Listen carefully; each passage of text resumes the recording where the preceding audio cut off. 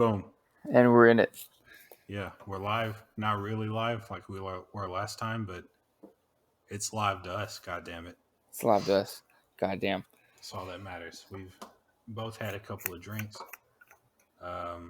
You were talking about those Bush Apple. Bush Apple? beers. Oh, Those yeah. are, whatever those are. What are they called, like, officially? It's just called Bush Apple. There's no spiked apple. There's none of that. It's just they keep it plain and simple. And, yeah, we talked last time how I said beer was awful and this, that, and the other. And I want to take that back and say Bush Apple is dank shit. It's very good. Yeah, I did truthfully try to find some before we started this podcast. I went to the store, was on the phone with you. I made a genuine effort. I think I found it. No, go ahead. What have you got? Go ahead. I made a genuine effort to find the Bush Apple, but I did not find them.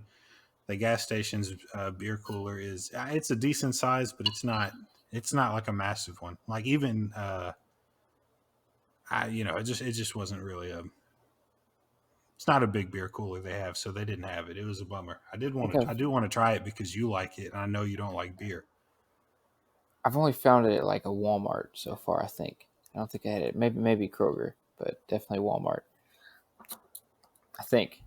I might be wrong. It might just be Kroger that I've seen it. Either way, no. I highly recommend 10 out of 10.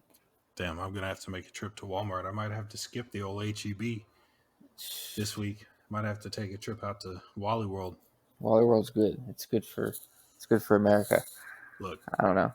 People shit on Walmart all the time because of the people that shop there, and I take offense to that. As somebody, I love Walmart. I shop at Walmart. I probably visit Walmart. Well, I mean, before I moved to Texas, I mean, I was a frequent Walmart shopper. You're a freaking Walmart shopper. Yeah, I mean, and even now that I am in Texas, I would say I probably go to HEB twice as much as I go to Walmart. But I still do go to Walmart because, one, it's right down the fucking road. And loyalty is important. Yeah, loyalty is important. And they have shit that HEB just doesn't have. HEB has a bunch of different shit, like you can get the vast majority of your weekly, I mean, pretty much all of it. You can get all of your weekly shopping done at HEB.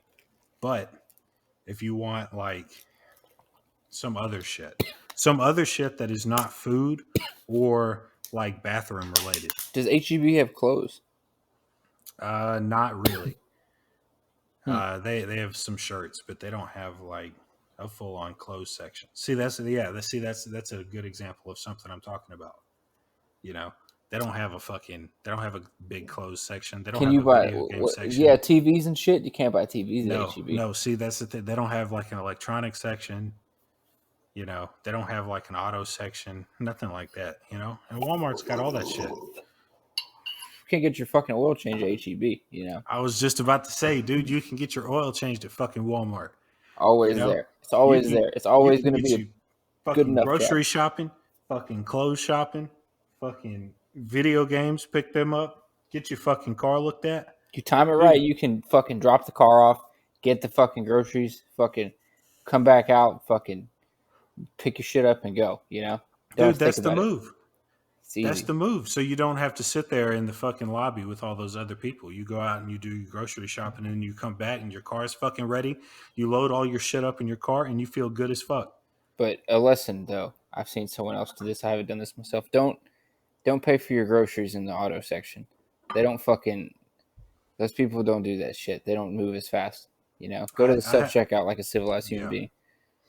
Oh, 100%. I completely agree. Don't fucking bother the auto people. They're doing car shit. They don't want to waste their time dealing with your bullshit groceries. Don't make them scan heads of lettuce. Yeah, that's not their job. They barely have any bags back there. You're just gonna. They don't even know where to put them. They just set them on the floor. It's awful. Yeah, they're not equipped with all your bullshit that you're buying at Walmart. They're not ready for it. Yeah.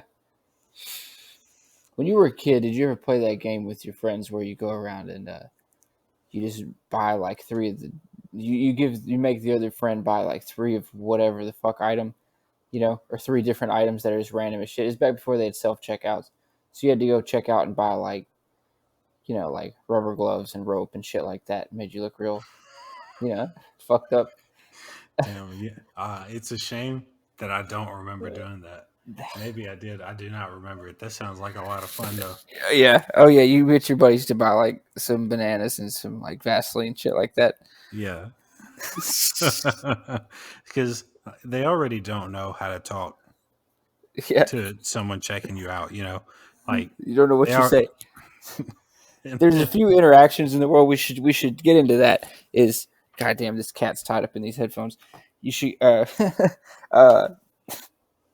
okay, we should get into like all of those terrible kind of interactions you have to have with people like working at at a checkout, or like the people at like a Sonic,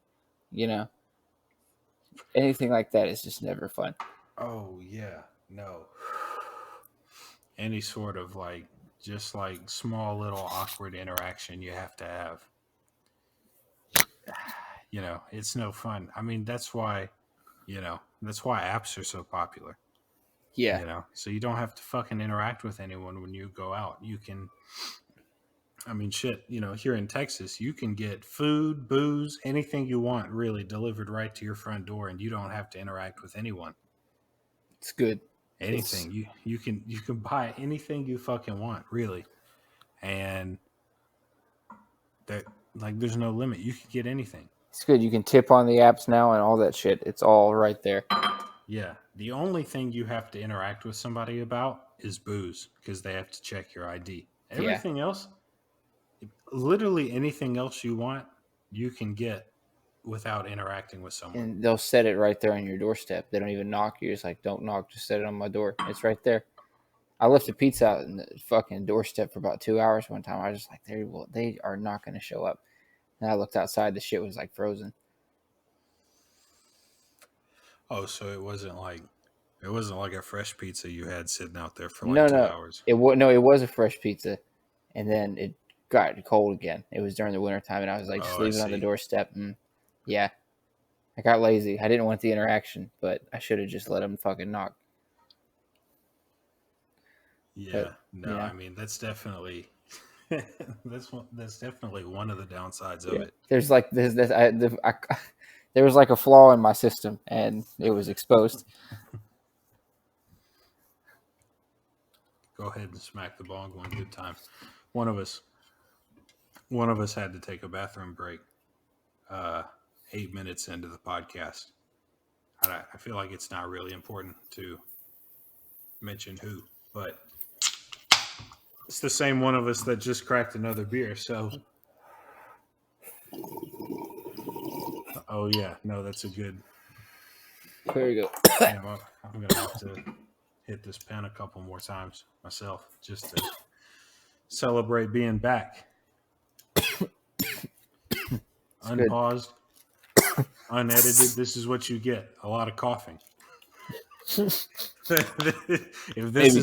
If this is what you came to this podcast for, you are in the right spot, because we will cough. Goddamn. Maybe some editing, but we'll fucking see. Maybe not. Who knows? No, absolutely not. Right, absolutely not, because that requires more work for me. And I'll tell you what I'm trying to do less of is work. Goddamn. I mean, yeah.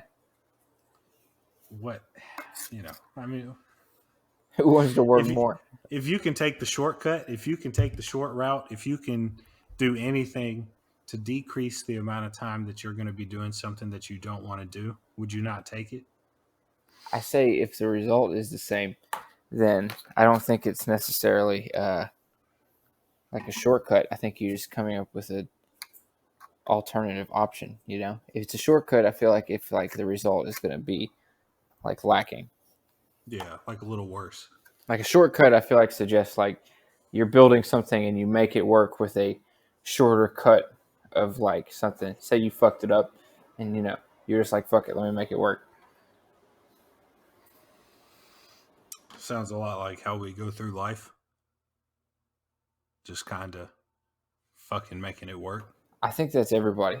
I hope so. It definitely is. Oh, damn, I hear a cat. There's a cat. Let me.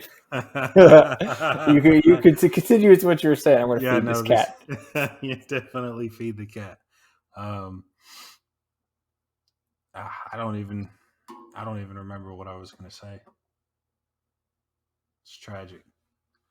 It's a memory lost out there. The cat's been fed. Okay, so you were talking.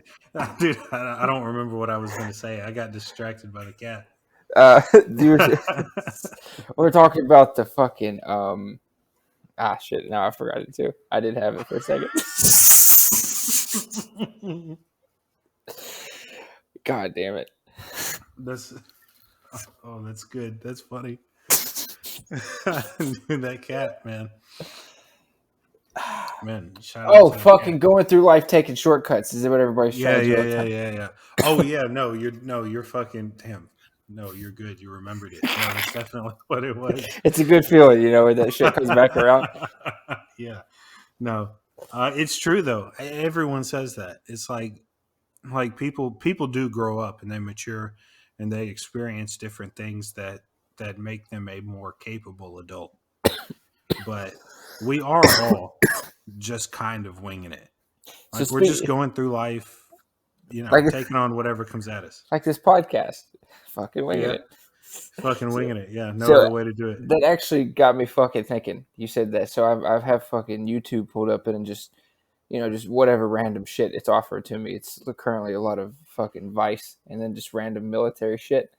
Like that looks like Royal Marines. That's, I don't know what the fuck country that is, but I don't think that's U.S. Marine. Anyways, we should start. Maybe whoever's listening to this, give us some suggestions. What do you want to know about? What do you watch all the time? We should start watching one fucking thing and then breaking it down, for the people, or maybe a few different things. I guess we could just do that with news articles and shit, but we should pick out a few fucking videos and shit. You're talking about winging it, so yeah, continue. It would be really cool if we could have viewers sending us stuff that they want us to watch or read. Yeah, I could use some good reading material. Yeah, I could too. It's tough, man. It's I don't know. It's just we all as a collective used to have more trust in the news media. Yeah, I was just about to say, whenever I go to read anything, I usually have to look up the author and then what their past jobs have been, and then I'm usually discouraged in one way or another. It's hard to find shit that you're just I feel like the future of journalism and shit is going to be very small news outlets on the front lines, Yeah, I think that's definitely that's definitely a good route to take. I mean, there's too much distrust in the mainstream news sources that we're all accustomed to reading and hearing from and everything like that. There's too much distrust in those sources now for them to ever regain credibility. I feel like the thing is all the money is gathered in, well, it's just monopolies and shit. Disney and ESPN, not ESPN, but Disney owns a bunch of shit, and then whoever the other group is owns a bunch of shit, and it's all that's just where the money is. So I feel like it's going to be in the apps and shit like that, like YouTube and places, to make shit really accessible and make it Patreon, all that kind of shit. Make it where you can fund the things you're interested in. Take everything real. Like this podcast. Yeah. Yeah. I mean, podcasting is already, kind of the point. Yeah, it's already a massive source that people get their entertainment from and their news from. Not that I recommend people getting their news from this podcast, but no, not yet. We're getting there. No, we don't. I'm not a reporter. You're not going to see me showing up live anywhere. I'm going to be sitting right here in my apartment. I would call you a freelance journalist. You give me money to go record something, I'll record it. Yeah. I think we definitely should have studied journalism. when we Yeah, were in school. it's not too late. Masters, bitch. Uh, Maybe. no, I mean, no, you're right. It's not too late, but I don't want to go back. I feel like I did my time. What if you went? I mean, I feel like you don't have to go back to like undergrad shit. It's not that. I mean, I might need to bump up some of my grades, but uh, you know, whatever. No, I feel like maybe forward. I don't know, some kind of. I don't know. That's a whole nother discussion. That's actually not even a discussion I'm anywhere ready to have because all that shit's expensive. Yeah, that's my biggest problem is Like, that it's expensive. I would definitely go back for my master's if I felt like it would benefit me enough to go through all that fucking bullshit. And two, I mean, how much money do I want to spend on this really? Like, what's the cost to fucking benefit ratio? yeah, like what? I mean, most college debt. I don't know. I heard some crazy. What's the fucking number? It's something. It's a large percentage is like from people getting their master's degrees. Isn't that some? I guess I Oh could look it yeah, no, up, but I'm not gonna. Yeah. I think we've talked about it before. I'm gonna look it up right now, just for the benefit of us and our listeners. All right, May 6th this year, 60% was spent during undergrad school. The remaining 40% was spent during grad school, and it's a total of $1.4 trillion in college debt. Jesus Christ, that's a So lot. that's a lot of money. That's a lot of money for there's like there's like two generations that are holding the burden of that debt too. Like it doesn't directly impact like really young people. I mean minors really, and then like really old people, or even middle aged people. But there's like two generations there that have been crippled by this accumulating college debt, and there's there's some things that are true, right? Like it's not good for a generation or two to be crippled by outrageous college debt. And but it's also not really fair to ask people that did not go to college to pay off that debt. Yeah, I feel like both things are true. yeah. And so what do you do about that? What do you do So about that? I think it just has to get paid. But like, why I think there could be like, you know, well, what are you gonna say? You go ahead. My thought is not really that thought out. I think well, I really like what Tennessee started doing, and a lot of other states have begun to do the same thing. But they offer free community college, and I think that's a game changer. I feel like it really can be a game changer in a lot of places. Well, what gets done about the debt that's already there, though? Well, well, I think some of it, if we're talking what's actually happening or what's actually going to happen, I mean, some of that shit is going to get forgiven under Biden closer to the election. He's already forgiven some of it, like, uh, not to like the population at large, but it's been like targeted groups of people. He just did some recently. I can't remember whose debt he forgave, but it happened fairly recently, and so I think we could see a more broadened uh, student debt forgiveness thing closer to the election. I mean, Democrats are they're going to need all the help they can get in these midterms, and I mean, Biden knows that. Everybody knows that. Forgiving student debt might boost turnout among younger voter demographics. So, you know, It's definitely something that I think will happen. I mean, maybe he will do like he was talking about at one point for giving $10,000 worth for every student. I don't think that's out of the question. Yeah, I don't think that crashes everything either. I think that's ultimately like, I think it'll be something that, yeah, I think there'll be, well, I mean, it just depends on how things are going at the time. Do people care about, is it going to benefit you better when it's time for people to cast their vote if you look like you're working together, or do you need to just shut down anything that the other side tries to get done? It's just going to depend on the political climate in everybody's individual places. Well, it's hard to imagine the political climate getting any better. Um, I mean, I think we've already seen how impactful it can be for one side to just completely shut shit down. I mean, that's kind of how our politics has been since like 20.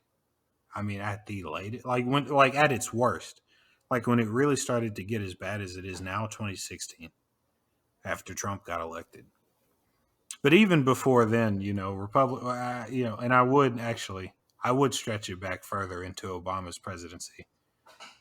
I think Republicans really started digging their heels in then, and now, you know, like when Trump and them got elected, Democrats started digging their heels in, and I mean, now it's, in a lot of cases, politically beneficial for you to shut down shit. Not shut down the government, but, like stall Well, legislation sometimes and shut down the governments. sometimes shut down the government. Yeah, absolutely.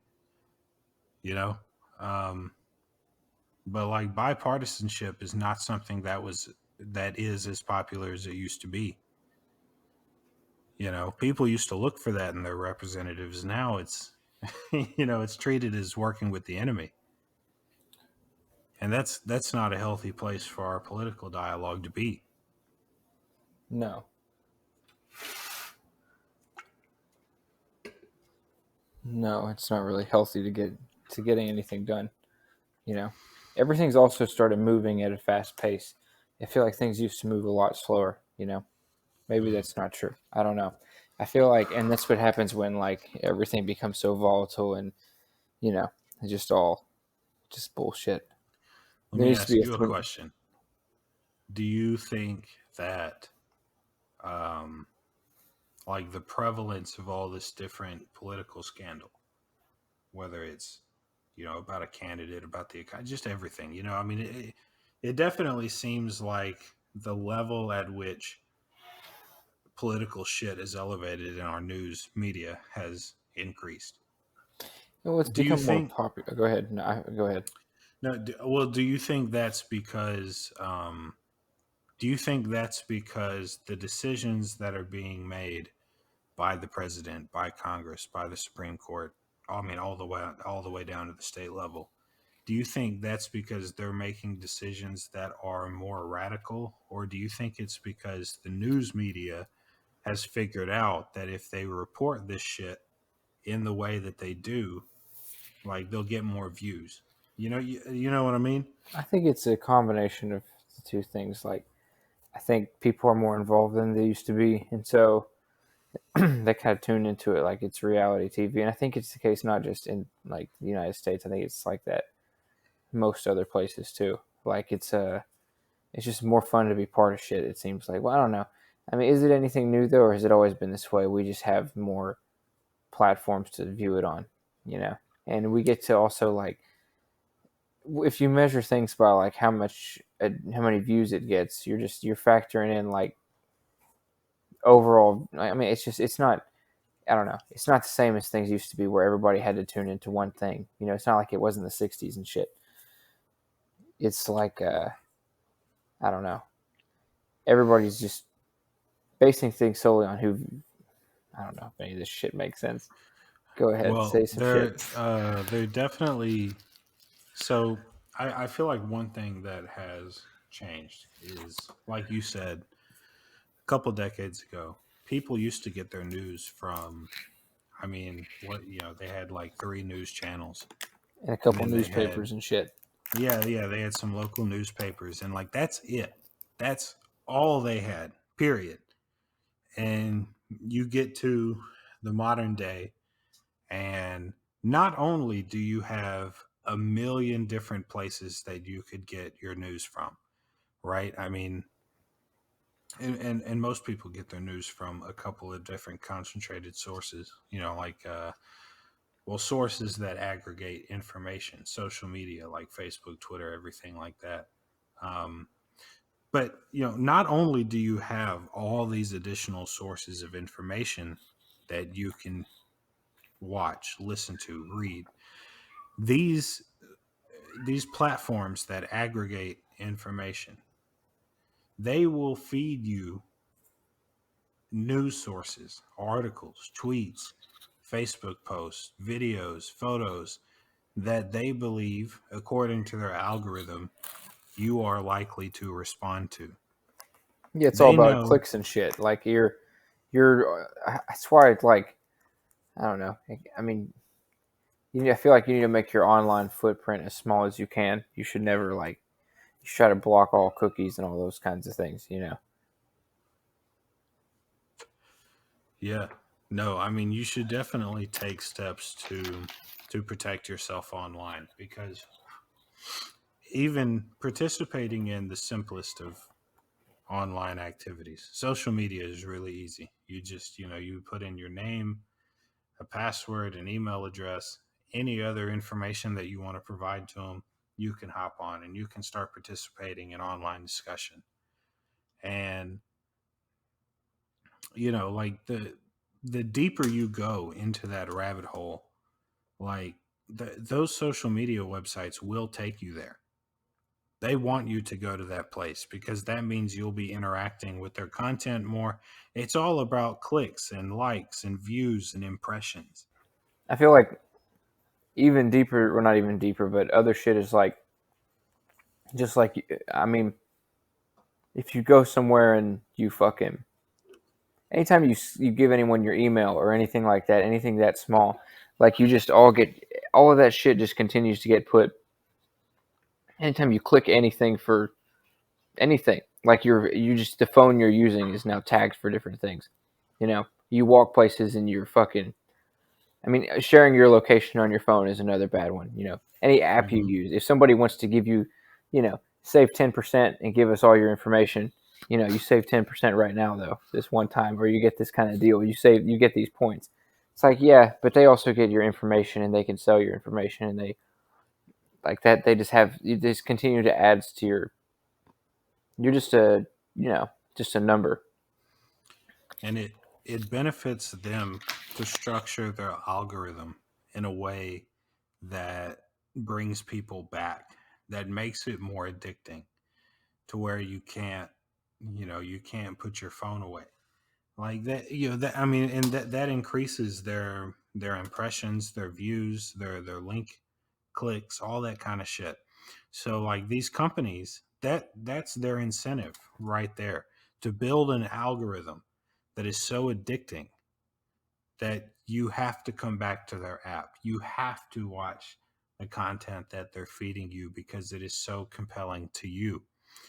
And I mean, then you get the bigger problem of people falling into these different kinds of extremist rabbit holes, and all of the issues that causes. But I mean, the social media companies and mainstream news sources as well, let's not forget to throw them under the bus, because they definitely deserve it. They're guilty of this shit too. you know you just can't go like their shit. I mean, well, you can if you go on like Twitter or something like that, but like when you're watching it live, like they very much so still benefit from that clickbait culture. you know they always try to run the juiciest stories, the most fucking scandalous stories. They try to word things in a certain way that makes you more likely to fucking click on it and see what's up. How did we get to this point where we're talking about how shit's just not political discourse being shitty? Yeah, Yeah, well, it's it all driven. plays into it. Like, We need a good Teddy Roosevelt kind of president that come like a trust buster. hell yeah, we do, dude. that shit would be so awesome. The Like, fucking Bull Moose Party. yeah, the Bull Moose Party. We need a guy that, you know, well, I mean, like Teddy, he grew up in that New York political scene, and he made himself stand out by not bowing down to those special interests and being like, no, fuck you. We're going to break you up to where you have less power, and you're going to fucking deal with it because I'm Teddy goddamn Roosevelt. Then he went on to like go on a bunch of safaris and shit, fought in a war, you know. Yeah, we need somebody like him to take back the progressive mantle, you know? But I mean, we've gone too far for that shit to happen. Somebody like Teddy Roosevelt would not be welcome in the Democratic Party today. He wasn't a Democrat back then either, but you know, he's seen as a progressive, and like even he is too far. He's not far left enough for the current day Democratic Party. He's not. His interventionist views and everything like that, he wouldn't really make it. And it's a shame because like he's exactly the kind of figure you would want pushing progressivism. You know, like he would appeal to more people anyway. Yeah. But people like Teddy Roosevelt are not exactly the leaders of the progressive movement in the Democratic Party today. They've strayed pretty far from that. There's no more blue dog Democrats. I mean, there are, but they just doesn't hit the mainstream. Maybe Dude, there there's are. not that many. Like I think Blue Dogs, because there's like an official Blue Dog caucus in Congress, and I think they have like 12 members. You know, It's not a lot. like there's a well, and you know, like Jim Cooper is one of them, but he's retiring, and they split his district up there in Nashville. But there is another caucus. There's the like the New Democrats caucus. It's also a moderate thing, but there's more people involved with that than the Blue Dog caucus. So, you know, there are moderates out there in Congress, in state legislatures, in shit like that. And in fact, people like that are way more common at the state level than the federal level. It's a shame that more Blue Dogs don't exist in the Democratic Party, and the ones that do exist get shit on endlessly. Endlessly. I live in South Texas, man. I've talked to you about Henry Cuellar's race. You know, he's he's hated by a lot of the Democrats down here, but he's loved by a lot of them too. It's you know, there's still an appreciation for that kind of Democrat down here in South Texas. But you don't have that same appreciation for moderate Democratic candidates across the country and in a lot of places, which is a shame.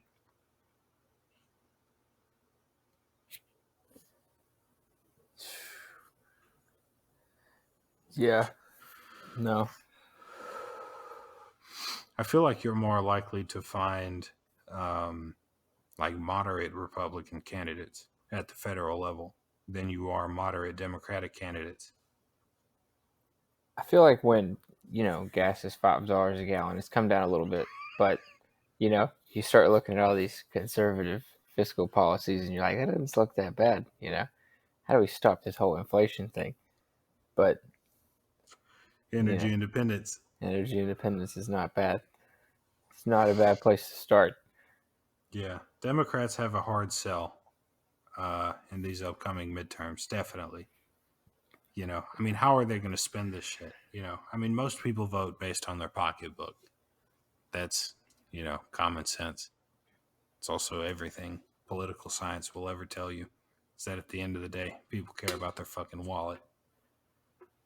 And it's going to be tough for Democrats to spend this one. Inflation's out of control.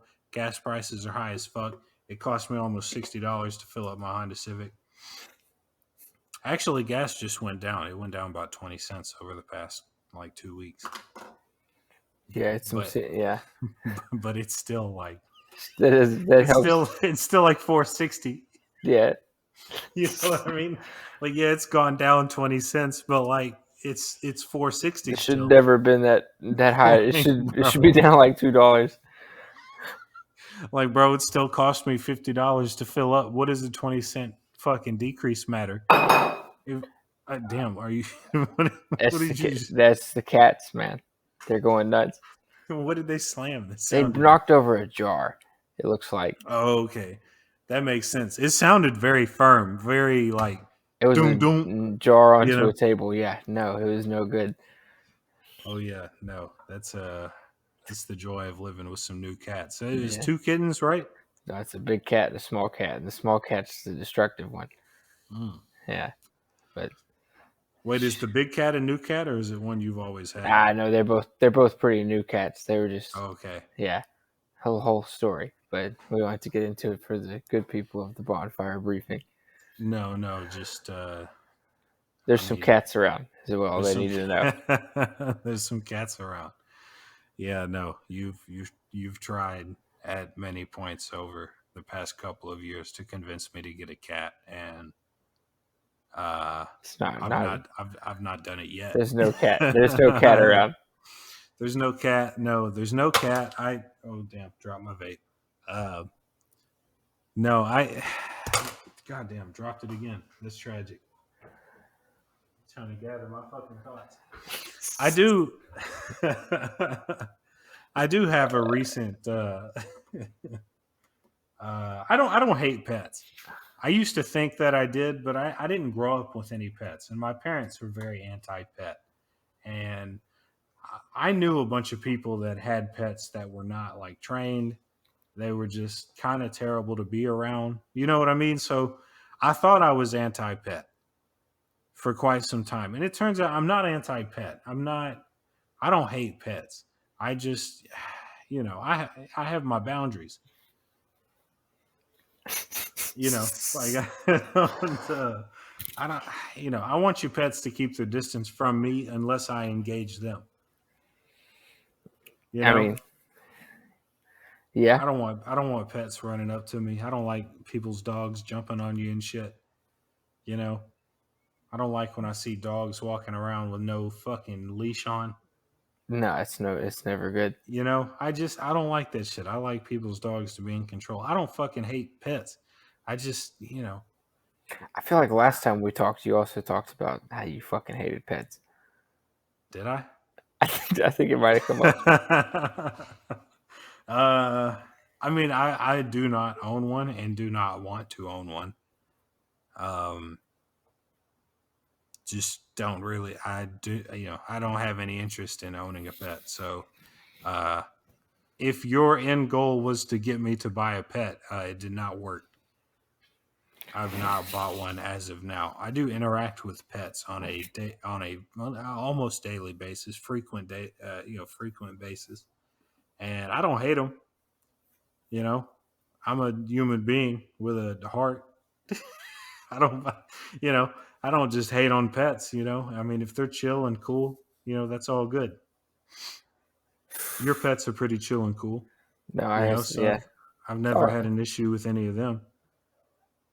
They're fucking something. I don't know, being so cool and chill right now. Shit, we gotta wrap this up because I gotta fucking wake up at about fucking 5 a.m. So, shit, what kind of fucking closing arguments have we got? Do you want to talk about abortion? I think we should probably not hop in all that shit right now. God damn it. You don't want to talk about Roe v. Wade? I think it's something that needs its whole. I know, not necessarily dying to jump into it. We avoided the first 39 minutes of this without talking about abortion, which is pretty remarkable, I will say. I didn't know that we would get through this whole thing without talking about abortion. It is kind of in the news. It's the only thing that's in the news. Well, there's a war. But I mean, that's not. That's not in the. Yeah, it's been going on. That's not in the news like Roe v. Wade is in the news. I mean, that shit. Because I feel like we should talk about it a little. It did just happen. I mean, we knew it was going to happen, though. Yeah, we were talking about that before too, like with the leak and everything. It wasn't like we didn't know this was coming. We knew it was coming. Like nobody should have been surprised by this ruling. I mean, they literally leaked out the draft opinion before this even came out. So it was not a surprise. We knew it was coming, and there's been a lot of backlash to it, and there's been a lot of people on the other side, praising the decision. It's something that the Christian right has been wanting forever, for decades. I mean, this is something that they've been fighting towards. And something else that you and I talked about was there are some people, some percentage of people that only voted for Trump because of his Supreme Court picks. And, if Trump had lost the election against Hillary, there would have been no Roe v. Wade being overturned. That wouldn't have happened. Hillary would have gotten to appoint 3 Supreme Court justices, and Roe v. Wade would be law of the land. And I mean, that's something that you and I both support. But there's a lot of people that are happy about this, and there's a lot of people that are not happy at all. Yeah. And there's just a lot of questions of like what's going to happen next. I think that's what I don't know. I feel like I don't know. I've got a lot of women in my life that I feel like have more thoughts on this than I probably do.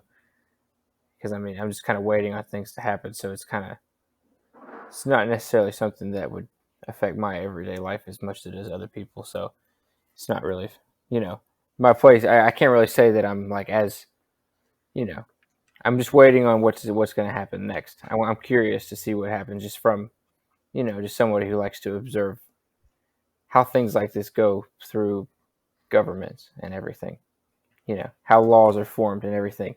And something big like this changes, it's kind of how are states going to make decisions? What's the Supreme Court? I mean, because they're going to have to deal with more shit about it probably pretty soon. Or do you think that they're just kind of done with what they said?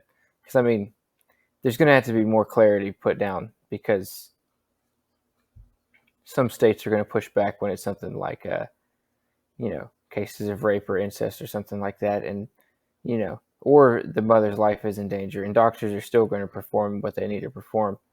And so like it's gonna quickly go through state courts and they're gonna have the Supreme Court's gonna have to hear something else probably. I don't know when though. I don't know the schedule of when they start hearing new things. I'm sure it's all available on the internet. They actually usually release opinion days like 4 days before they happen. And I think Friday when Roe v. Wade was announced it was like that was an exception. Like they announced it like 2 days before, some shit like that. It was crazy. And how dare you take a middle of the road, nuanced approach on the podcast? You don't want to say anything inflammatory, anything that'll get people riled up. You just you want to take a middle of the road, sensible position. I don't have it. I mean, if it's how I feel, No, yeah. I mean, we'll definitely have to see how it goes. I don't know. I mean, the Supreme Court doesn't have to take up, other cases on abortion, and they definitely will not this go round. I don't know how long does this go around last. I'm sure no there's terms for all that shit that I should know that I don't. Our law professors would be disappointed. Yeah. Oh, for Very sure. disappointed. I mean, what do they want though? I don't know. They don't announce that shit until like right before they do it anyway. So, it just kind of is whatever. I mean, they don't have to take up any new cases on it, but if they did, it would certainly cause quite a stir for next year's cycle. Yeah. No. God damn it would. Shit, go ahead and pause the recording and cut the fucking thing because I gotta fucking hop off. All right, yeah. So we we gotta hop off here. Yeah. Alex has to go to work, which is fucking lame. Work sucks, but yeah. Terrible. So thank you everybody for fucking tuning in. If you made it this fucking far, give us some shit to watch. Give us some books to read, or fucking just keep on tuning in. Books, yeah, you can't fucking read. Yeah, no, that's it. We'll do this. All right, yeah, we'll do it again another time. We'll do this shit. We'll do this shit again soon. Be sure to follow on Twitter at Bonfire Brief Pod for updates on when our next show is. Yeah, no, that's it. Let's hop off this. Yeah, all right, yeah, peace out, motherfuckers. Yeah.